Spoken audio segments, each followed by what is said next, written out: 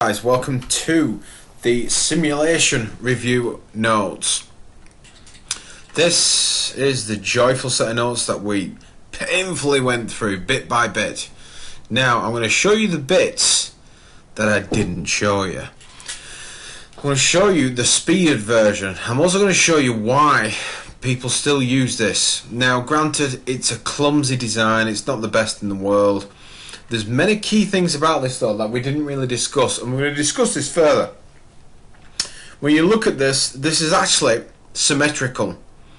If this is symmetrical, what we could in fact do is hold it at this edge here and also cut it in half and hold it at the actual edging, just to see what initial impact of force on the internal plate here would actually give it.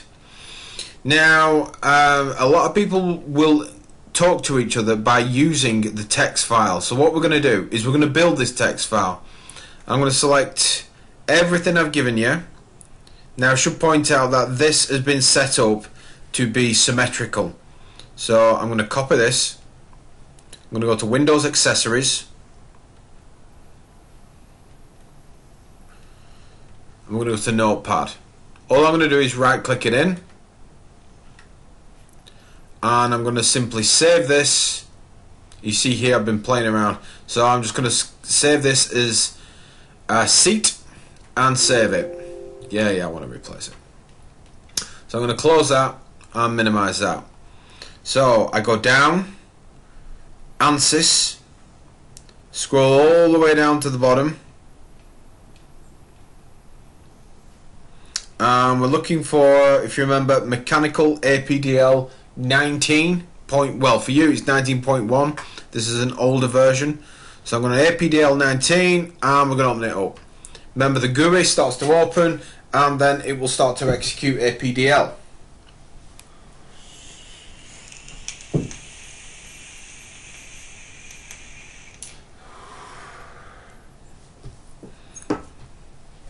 Right.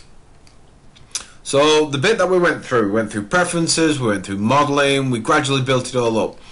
There is a speeded version. This is one of the main reasons people use it. So I'm going to go to File. This time we're not going to mess around with the model, we're going to go to Read Input From. And now this is the annoying bit. You've got to navigate yourself to where you've saved it. Now I know I've actually put it on the desktop. So I'm going to double click onto the desktop. You see all this crap emerge here. This is all the crap that's on my desktop. If I keep scrolling down, right down to the bottom, you see seat. I'm going to click OK, and we are straight into there. Seatbelt. I've spelled geometry. Anyway, this is seatbelt geometry. I've named it. It's got a text file. It's all set up nicely. So what you can do is name things, bring it in instantly, and also have the geometry there at the smallest amount of effort. So let's have a look at preferences. We're going to set that structural. We're going to go to post processing. First thing, let's bring in the elements. You remember we needed that nose, we needed that mesh. So I'm going to go to add solid 8 node 183. Click OK. Then I go options, and to element behavior onto K3 I want to get a mixture, and then I click OK and then close. Right, so my elements are set up. Happy days. Everything else within the elements now no longer needed. Now real constants, I'm going to add in just my nodes. What's the thickness? 2.5. Click OK and then close. Next thing, let's go to material properties. I know you're probably thinking this is so much quicker than the other day, but the reason I wanted you to go through that way is just so you appreciate some of the things that are there. Yeah, so the reason I've done it is I just wanted you to be clear about the modeling processes on this, that it is old school geometric representation. So let's go on material models. From our material models, we knew that we're using one piece. We're going to go linear, elastic, and isotropic. Damn it, I've forgotten the amount that we're using. 2 seconds. Yeah, so we've gone past all of this now, all of this down, all of this, all of this. 3 to the 7 on 0.3 of Poisson.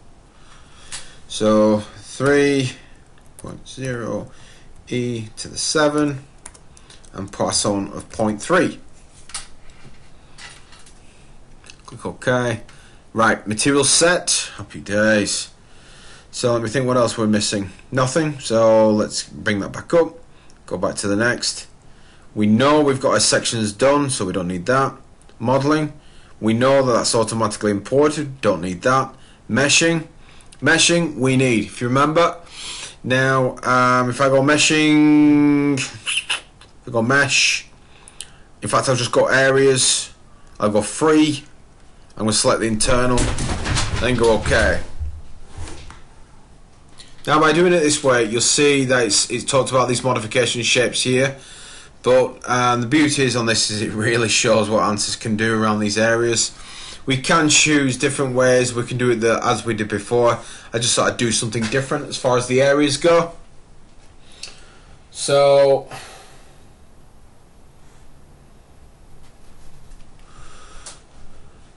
right, we've got the meshing in. Let's move on to the next phase. The meshing. Let's go to loads. Define some loads. And we're going to apply structural. I'm going to go displacement. Displacement with this, I can say if it's moving, if it's not, if it has freedom, if it doesn't. For this, we're going to assume that it's all around this area. Well, it is all around this area. So let's go to lines. Let's say this line, this line, this line, and go OK. And it's now saying whereabouts is it going to move. I'm going to say 0 in everything. Then it's going to say, right, so we brought that up. I do forget what original loads we put on this.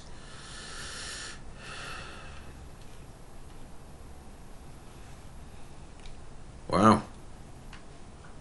So putting a pressure on of 14,000. So we're going to go pressure on lines. This line. Going to go OK. And what we're going to do is assume 14,000.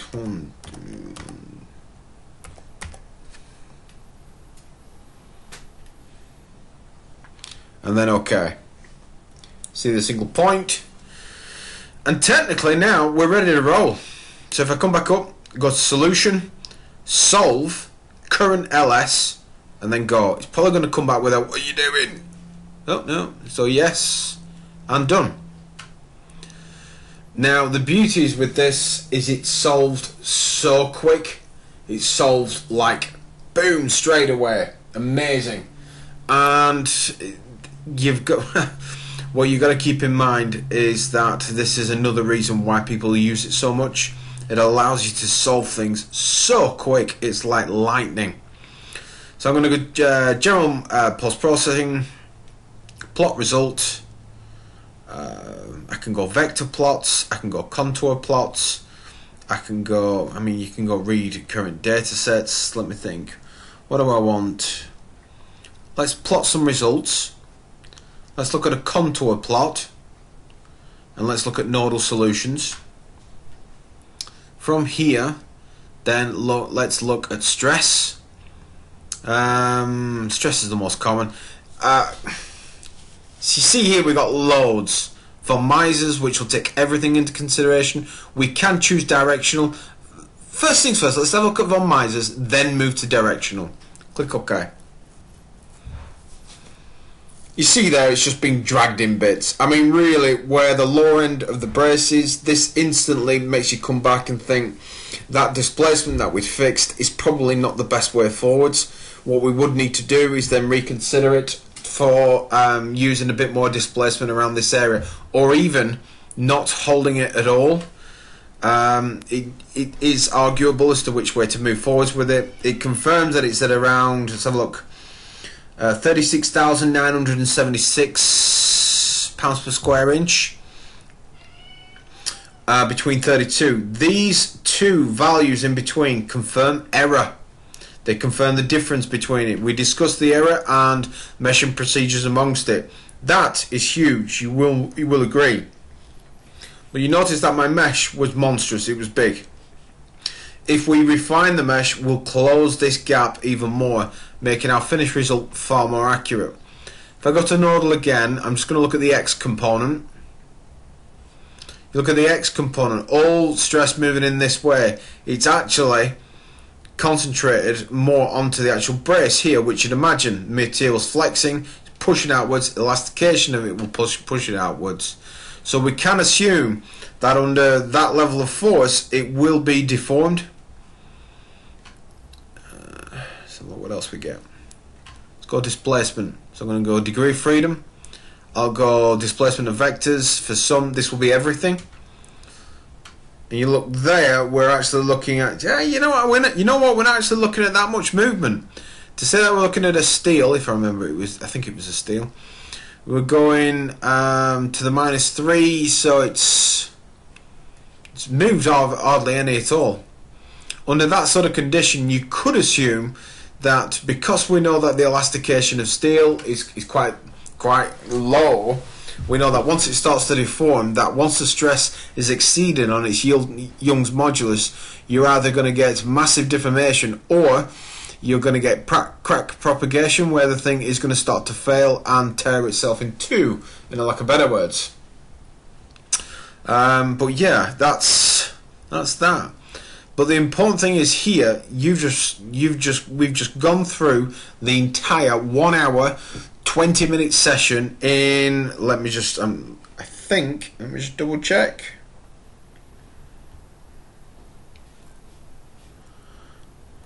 Sorry, 1-1.